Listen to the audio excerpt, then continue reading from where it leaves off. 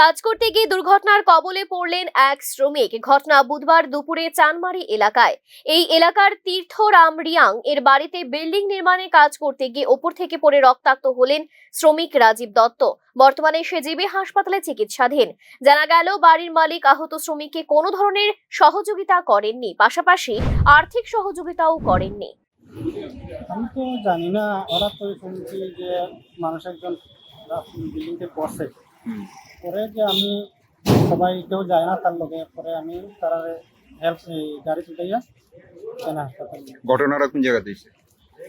চানমারি বিবেকানন্দ। আচ্ছা, কার বাড়িতে কাজ করতে আসলো জানেন কি? এটা একজন প্রফেসর, কিন্তু আমি নাম জানি না। প্রফেসর। এটা কি নতুন বিল্ডিং এর কাজ হইতেছে? নতুন বিল্ডিং বলতে কাম কমপ্লিট হয়ে গেছে, টুকটাক কাজ হয়েছে। কয়তলা থেকে পড়ছে লোকটা? এ বিষয়ে খোঁজ খবর নেবেন কি শ্রম দপ্তর? নেওয়াটা কিন্তু দরকার শ্রম দপ্তরের। Bureau report, news now.